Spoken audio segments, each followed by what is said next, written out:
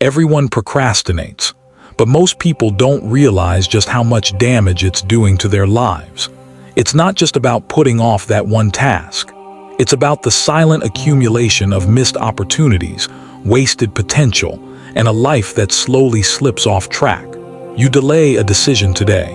You skip a task tomorrow.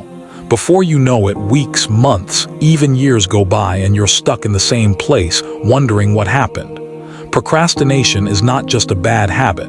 It's a dream killer. It steals your time. It drains your energy. It keeps you busy being busy while robbing you of real progress.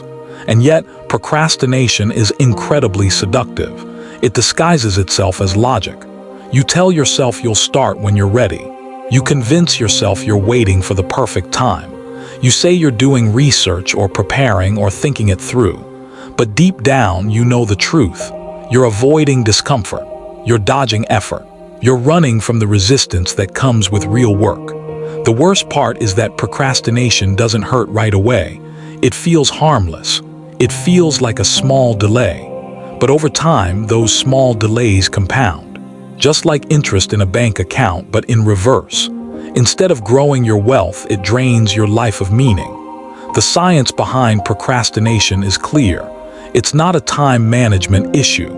It's an emotional regulation problem. You don't procrastinate because you're lazy. You procrastinate because you're trying to avoid a negative emotion, boredom, fear, anxiety, insecurity, or doubt. Your brain is trying to protect you from discomfort by pushing you towards something easier or more pleasurable. That's why you suddenly feel the urge to check your phone. That's why you start organizing your desk. That's why you decide it's the perfect time to do laundry. It's not random. It's your mind escaping from stress. And here's the danger. Procrastination trains your brain to seek temporary relief instead of long-term reward. It reinforces the habit. Every time you avoid a task and feel momentary relief, your brain gets a little dopamine hit. It says, "That felt good. Let's do that again next time." And so the cycle repeats. You become a master at delaying. You become excellent at avoidance. And soon your identity starts to shift. You stop seeing yourself as someone who takes action. You start believing you're someone who always puts things off. That identity shift is dangerous because it doesn't just affect your productivity. It bleeds into every area of your life. Financially, it means delaying decisions that could change your future, starting that budget, opening that investment account, learning the skills you need to earn more. Health-wise, it means skipping the workout, avoiding the doctor, eating for comfort instead of fuel. In relationships, it means avoiding hard conversations, failing to show up, or postponing the things that matter. Procrastination creates a passive life. You become a spectator instead of a participant.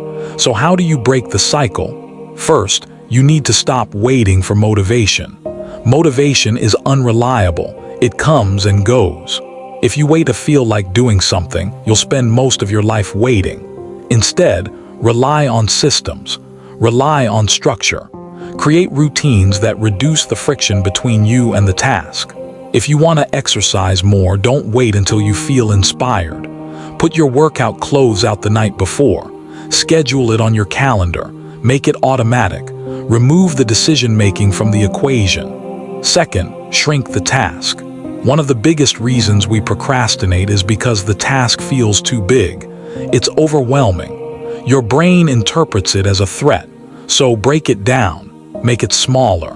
Instead of saying, "I need to write a report," say, "I'll write the first paragraph." Instead of, "I need to start investing," say, "I'll open an investment account today." The smaller the step, the easier it is to start. And once you start, momentum takes over. Starting is the hardest part. But once you cross that barrier, everything becomes easier. Third, use time blocking. Set a timer. Create a container of focused time. The Pomodoro technique is a simple method that works. 25 minutes of focused work, followed by a 5-minute break. This technique helps you avoid burnout and builds your focus muscle. When the timer is running, your only job is to work. No distractions. No switching tabs, no checking messages. You train your brain to focus on demand. And over time, that ability compounds. Fourth, track your progress. What gets measured gets improved. If you're trying to beat procrastination, you need visibility. Keep a daily log. Write down what you plan to do, what you actually did, and why. Be honest, not harsh. This creates self-awareness. You'll start to see patterns. You'll notice when and why you procrastinate. And once you see the pattern, you can interrupt it. You can adjust your environment. You can change your approach. You can catch yourself in the moment and choose differently. Fifth, address the emotion behind the procrastination. Ask yourself, what am I really avoiding? What am I afraid of? Sometimes you'll realize you're scared of failure, or you're worried it won't be perfect, or you feel insecure about your ability. Acknowledge those feelings. They're valid, but they don't have to control you. Action creates clarity. You don't need confidence to begin. You need courage. Confidence comes after you take the first step, not before. And finally, practice self-compassion. Beating yourself up doesn't work. It just adds more emotional resistance. The goal is not perfection, it's consistency. Some days you'll procrastinate, that's okay. Just don't let it become your default. Learn from it, reset, begin again. Every day is a new opportunity to reclaim your time, to live with intention, to move one step closer to your goals.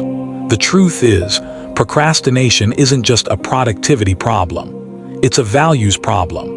When you procrastinate, you're saying that the present moment's comfort is more important than your long-term future. You're saying that temporary relief is worth more than your dreams. But you're better than that. Your future deserves more than your excuses. Your goals are too important to be sacrificed at the altar of convenience. You have to become someone who acts in spite of discomfort, someone who chooses growth over ease, someone who sees a task and says, I may not feel like it, but I'll do it anyway. That's how you take back control. That's how you win. Because at the end of the day, the gap between where you are and where you want to be is filled with tasks you're avoiding. And the only way across that gap is action. One small step at a time. Procrastination doesn't care how smart you are. It doesn't care how talented you are. It only cares about one thing, your willingness to act. If you can master that, you can achieve anything. You can build the business. You can grow your wealth. You can become the person you were meant to be. But it all starts with a choice. A decision to stop waiting, to stop delaying, to stop pretending tomorrow will be easier. The truth is, tomorrow won't be easier. You won't magically become a different person overnight. The conditions won't suddenly become perfect. The only way out is through. The only way forward is now. So take the first step. Send the email, make the call, open the document, hit record. Whatever it is, just begin. Because the life you want is on the other side of what you're avoiding, and it's waiting for you to show up.